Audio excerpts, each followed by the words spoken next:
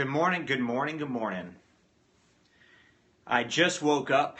It's about 9:30, I think. Good morning to you guys. I just woke up at 9:30 because I can. I paid the price, got out of a job, became a full-time entrepreneur, and because of that, I can sleep until I'm tired of sleeping. So I got out of bed because I didn't feel like being in it anymore. That's the beauty of being an entrepreneur. Network marketing, baby. Good morning, you guys. So what do we do when we wake up if we are entrepreneurs? We have to feed our minds, start off the day with something new, something positive, something that we can grow on. So I started with reading some book. And as I was sitting there on the couch in my master bedroom reading this, I decided to come down here and turn on the camera and read you guys a couple pages of a book that I think is super, super important. Good morning, you guys. This chapter in the book called The One Thing, is called Multitasking. Check this out. I think you guys are going to massively agree with me. By the way, let me see if I can get some better lighting here. I don't know if I can get better lighting. Okay. Do I look like I'm still asleep? Got the sleepy face going on? All right, here we go. So if doing the most important thing is the most important thing, why would you try to do anything else at the same time? It's a great question. In the summer of 2009, Clifford Nass set out to answer just that.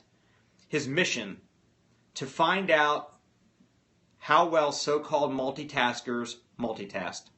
Nass, a professor at Stanford University, told the New York Times that he had been in awe of multitaskers and deemed himself to be a poor one. So he and his team of researchers gave 262 students questionnaires to determine how often they multitasked.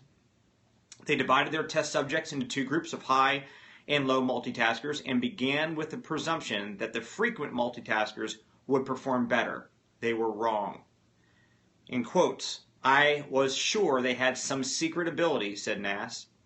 But it turns out that high multitaskers are suckers for irrelevancy. They were outperformed on every measure. Although they convinced themselves and the world that they were great at it, there was just one problem. Multitaskers were just lousy at everything. Multitasking is a lie. It is a lie because nearly everyone accepts it as an effective thing to do. It's become so mainstream that people actually think it's something they should do and do as often as possible. We not only hear talk about doing it, we even hear talk about getting better at it.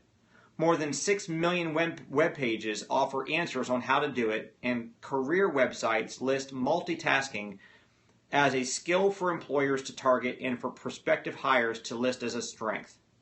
Some have gone so far as to be proud of their supposed skill and have adopted it as a way of life. But actually, it's a way of lie. For the truth is multitasking is neither efficient nor effective. In the world of results, it will fail you every time. Now, before I keep on reading, you guys, I see some of you guys are tapping the hearts and agreeing with what we're talking about here. I do hope that you guys are really paying attention to this, because for a long time, I felt like multitasking was something that I needed to do, because we only get 24 hours in a day. And so with the limited time that we've got to have multiple things going on at one time. What I found is that the more things I try to lump into my day, the more things I try to do simultaneously. Look, if we're going to do multiple things in a day, what I learned is you got to compartmentalize. You got to do one thing, do it, get it done well, and then do another thing and get it done well. Multitasking, I'm telling you, has been a thorn in my side. I thought until I read this book this morning that I was just not as good at multitasking as other people, but I think other people are just putting up a big front and they're not getting much done. I did a scope just the other day, yesterday, the day before, where I talked about trying to chase two rabbits and you'll never catch either. Trying to do two network marketing businesses at one time, you'll never accomplish much in either. So let me keep reading. When you try to do two things at once, you either can't or won't do either well. If you think multitasking is an effective way to get more done, you've got it backward. It's an effective way to get less done. As Steve Uzel said, multitasking is merely the opportunity to screw up more than one thing at a time. You guys get that? Can I get an amen on that? Monkey mind. The concept of humans doing more than one thing at a time has been studied by psychologists since 1920s, but the term multitasking didn't arrive on the scene until back in the 1960s. It was used to describe computers, not people.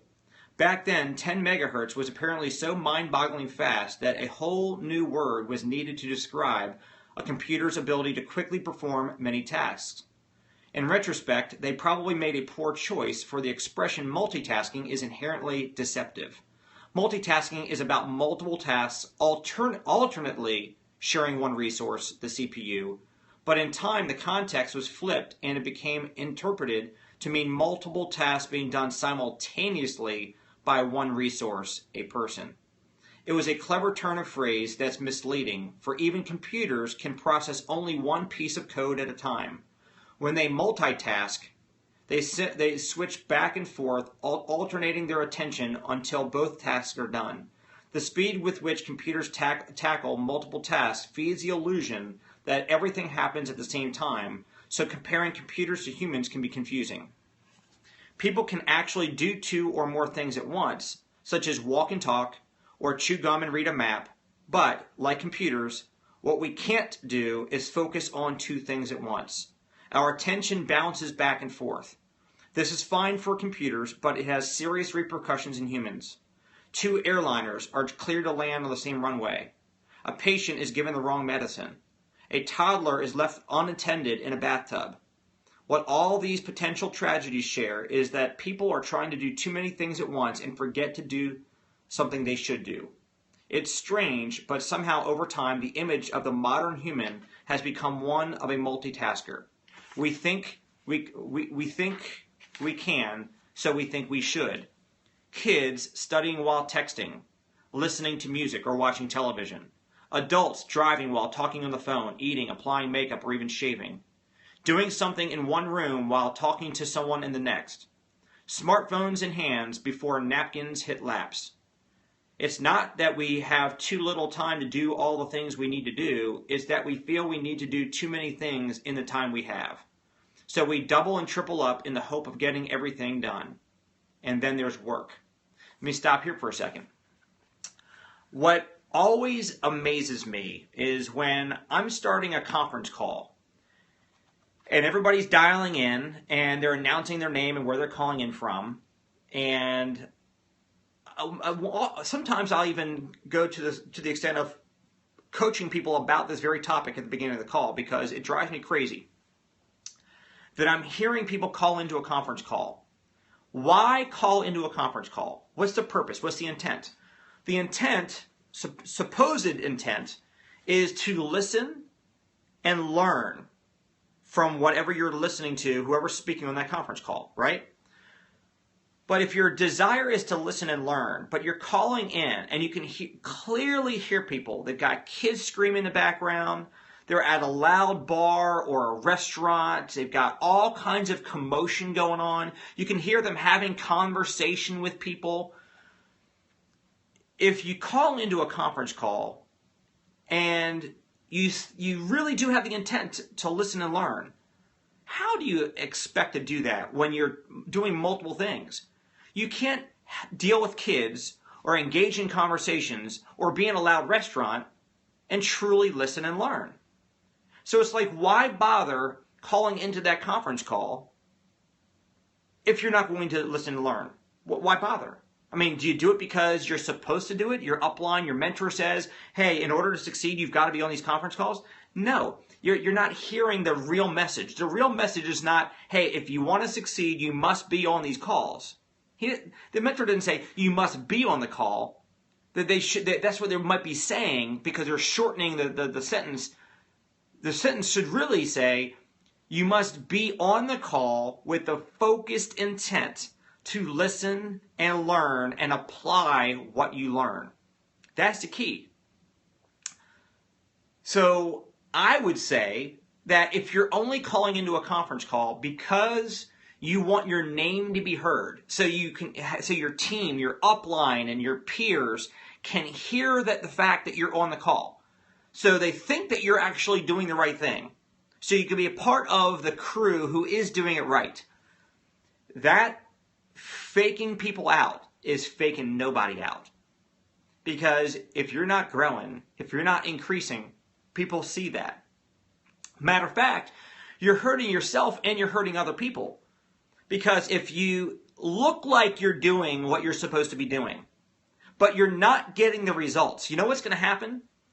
People on your team are going to think that, Bob is doing everything right, yet he's not succeeding.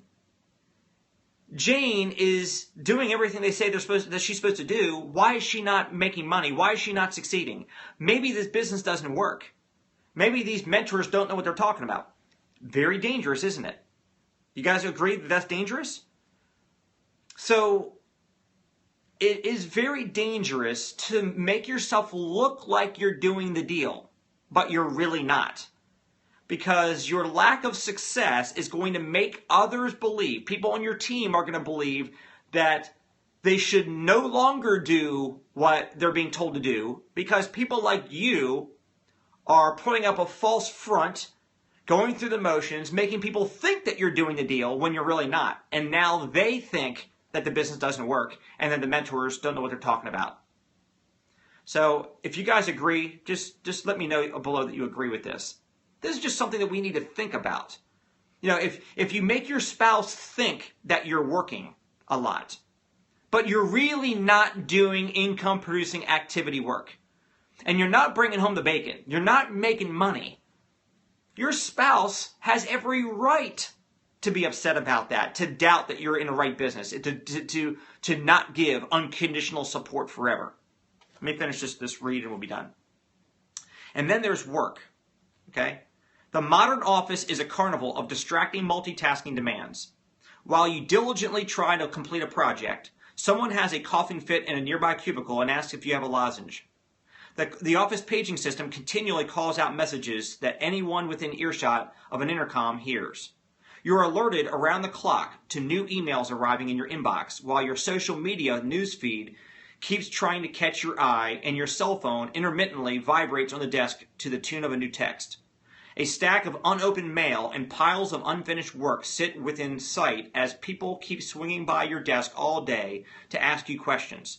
Distraction, disturbance, disruption. Staying on task is exhausting.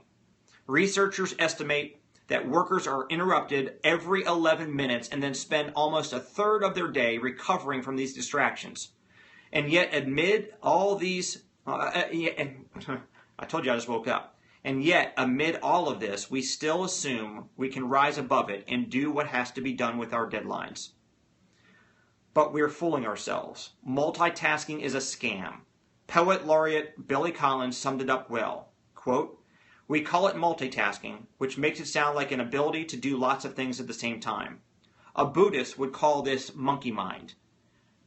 We think we're mastering multitasking, but we're just driving ourselves bananas." And the next chapter talks about juggling as an illusion. When you're juggling 3 balls, you're not doing them at the same time. You're throwing one ball up, and then you're separately throwing another ball up, and then separately you're throwing another ball up. This book, The One Thing by Gary Keller, is absolutely awesome. So, as I start my day today in good fashion with my personal development, which I hope all of you are starting your day every day with personal development, so that we can intently learn something new. We can intently get 1% better a day. Can you imagine if you got 1% better? Let's say you're on a 90-day run, and in a 90-day run, you're doing your personal development more than usual. You're doing your activity to build your business more than usual. In 90 days, you could be 90%, almost 100% better. Can you imagine you being 100% better you 100 days from now? So what I would just ask that you guys really think about is everything that you do in life, be present with what you're doing. When you get on a call, be on the call with no distractions, with the intent to learn and apply what you're learning. When you're with your child, be present Tune out everything else in the world and be present with your child. When you're with your spouse, be present with your spouse. Okay? Don't try to multitask.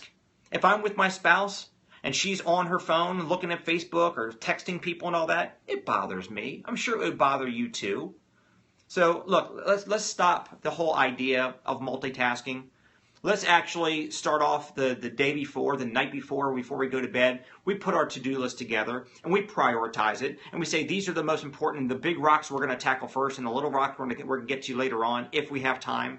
And figure out, how, okay, at 9 o'clock in the morning, I'm going to wake up and I'm going to read for half an hour. And I'm going to do nothing else but read. And then I'm going to have breakfast. Okay? And then I'm going to hit at 10 o'clock or 10:30, I'm going to go ahead and accomplish this task. I'm going to write this email, or I'm going to plan this training, or I'm going to make these follow-up calls. Make your priorities, you guys, and live by them. Don't be a slave to your inbox. I do not have a buzzer or a tone or a ringer on for text messages or instant messages or whatever kind of messages. I don't want anybody's messages bothering me. When people have a little ding ding or a bzz when they get a text message coming in, you become a slave to other people's agendas. Okay? Don't turn those distractions off. You might have your ringer on for your phone. If a phone call is going to come and you're waiting for phone calls, you're making calls, taking calls, and so forth, the ringer for the phone is different than your news feed from Facebook and your text messaging and your ding ding with an email coming in. Turn off all the other crap and focus on what you are setting out to accomplish for the day. Hopefully you guys got some good value this morning. I hope that you guys are planning on having a fantastic day, and we'll see you guys soon. Take care.